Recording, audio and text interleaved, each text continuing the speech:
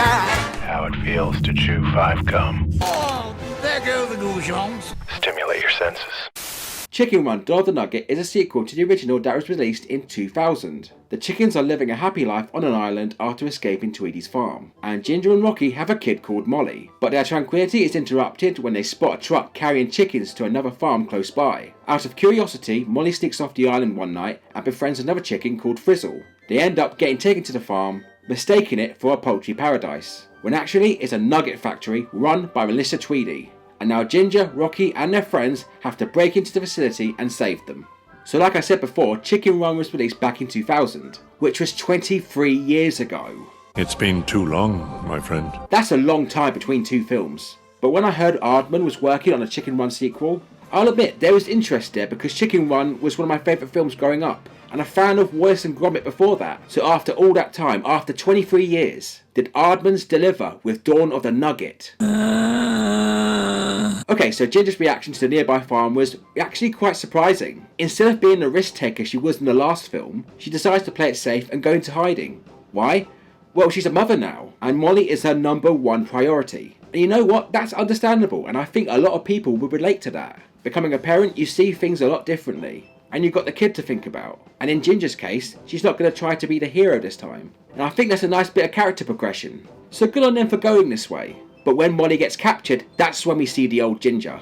And with that, she's probably the most interesting character in the film. The same can be said for Rocky too, although he was the reason why Molly snuck out in the first place, by telling her everything that happened before she even was an egg. You stupid, stupid bastard! And that's the thing here, he's a bit of an idiot. Maybe even more than he was in the original.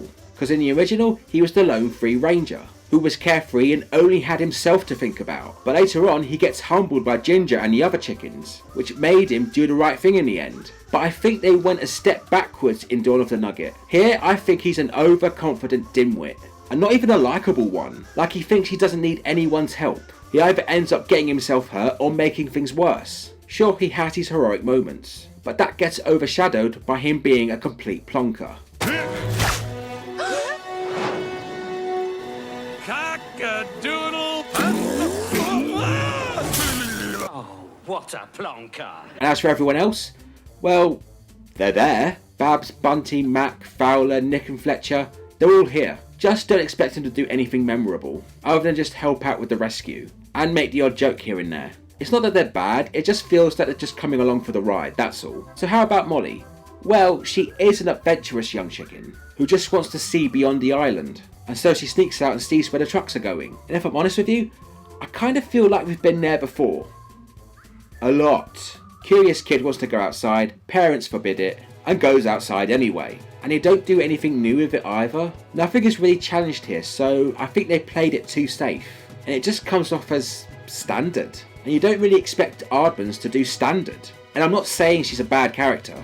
She's likeable enough. And the growing up montage at the beginning of the film was kind of cute. I just wish they did more of her, that's all. And Bella Ramsey did a decent job voicing her as well. But I'll be talking more about the voice acting in a bit. She does make friends with another chicken called Frazzle, but the only thing I can remember about her is that she's scouse. She's like Stephen Graham if she was a 10-year-old girl. It's like you talk out your nose really slowly. And as for the story, well, to be honest, I was kind of waiting for the Edwina gets taken to the chop moment. The point where reality really sets in, and we know what's at stake here. In other words, when shit gets real. But for me, that moment never came, and I never felt like the stakes were high enough. Sure, we get a demonstration of what the chickens are going to be used for, but it felt lightly shrugged off, leaving me with nothing really to care for.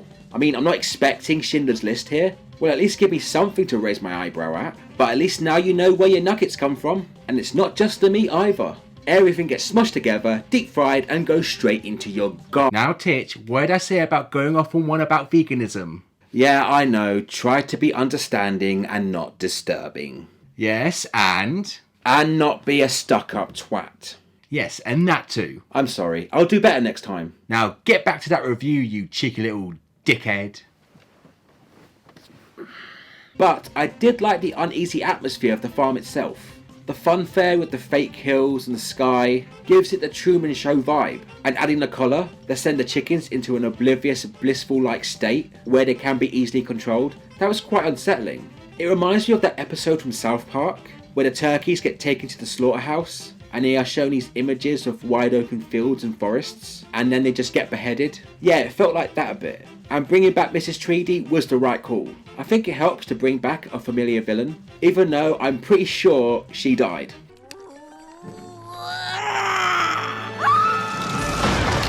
Yes, definitely. Also, Aardman's is known for its odd but brilliant sense of humour. Like, you get hit with an unexpected punchline, which almost always leaves me laughing every single time. Dawn of the Nugget, however, I think is very short on laughs. There was one joke about a retina scan, which I thought was pretty funny, hilarious even. But other than that, there was really no joke that stood out to me. It was either childlike slapstick humour that goes on for way too long, or a throwaway one-liner for a quick chuckle. The problem being that I forgot to chuckle. Or the joke was shit. It wasn't like a, ugh, it's more like a, which is, again, not expected from an Aardman's production. But I don't think it would have been too bad if they brought back the original voice cast, which oddly enough, most of them didn't. Imelda Staunton, Lynn Ferguson, Jane Harrick, and Miranda Richardson did reprise their roles, all very welcoming, but the other mains have been recast. Tawny Newton takes over as Ginger, and if I'm honest, I think she did an alright job. David Bradley provided the voice for Fowler this time around,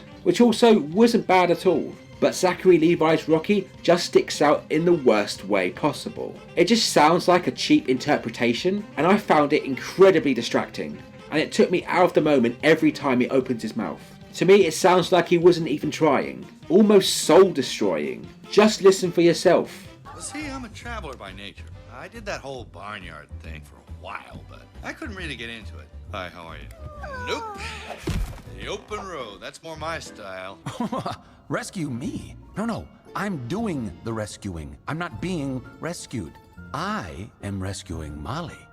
I got nukes out the yin-yang. Just let me launch one, for God's sake. In fact, I think the guy who voiced him in the PS1 game did a better job. Well, how about that? Sleep tight, Angel Face. The rock's on the case. I'd like to say that Mel Gibson turned the film down, but let's be honest, I don't think they even asked him to come back. But also, I think he wouldn't even say yes anyway. He'd just take one look at the script and be like, fuck this shit, I'm out. And you know what? I wouldn't blame him. The same goes for Nick and Fletcher. Ramesh Ranganathan and Daniel May take over here. Ranganathan is a funny comedian and May is a fantastic actor. But like Levi, they don't make much of an effort to match up with the original. And it's a real shame. But the real star here is, of course, the animation. This is stop motion at its best. And I can't imagine the amount of time they spent working on this, especially in the faster moments of the film. It's just so smooth, fluid, and incredibly detailed. And I like how it's so bright. Everything just bursts with colour. And if there was anything in this film that made me smile, it was that.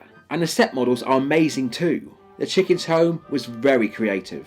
And it just looked like a happy place to live. My favourite though was the factory. It made me nostalgic for the Super Mario Vision shows, like Thunderbirds and Captain Scarlet. It's so cool. I appreciate the work that Aardman put into this. And as always, it's excellent. But the thing is, in my opinion, this is the only thing that makes the film worth watching, because everything else just lets it down. So in the end, after nearly 2.5 decades, I think Chicken Run Dawn of the Nugget wasn't worth the wait. Apart from a few good ideas, the plot is forgettable, with nothing to care about, and barely anything to laugh about in between either. With voice acting that's alright at best, but off-putting at worst. Again, it's the animation that saves this film from being a total write-off. It's just very underwhelming. My recommendation is a chilled family film night. Just an easy watch with not too much to think about. Or something to stick on for the young ones whilst you're busy doing chores. It's harmless really. I think I'm just being a miserable old git, and for that I'm really sorry. I'm hurt and I'm old and I'm fucking tired and I work with fucking children. So for me, Chicken Run Dawn of the Nugget is a bit of a disappointment. And it could have been so much more. But unfortunately, that chicken did not cross the road. Okay, a bit of spoiler talk here, so if you don't want to know anything about that, turn off the video now. Did anyone see what was in the background at the end? Feathers McGraw. So what does this mean? Are we going to get another sequel? Or is a certain duo set to return? Let me know in the comments below, let me know what you think. And that was my review of Chicken Run Dawn of the Nugget. What do you guys think? Did you like the film? Have you seen the film? Did you like it? Did you dislike it? Do you agree with me? Do you disagree with me? Comment down below, let me know, because I genuinely would like to know. And that's about everything for today, my friends, and thank you so much for tuning in, and I hope you enjoyed this video. If you like what you saw, make sure you like, share and subscribe, hit that bell for notifications, and follow me on Facebook, Twitter and X. I've been Titch, and I'll see you guys in the next one. Take care.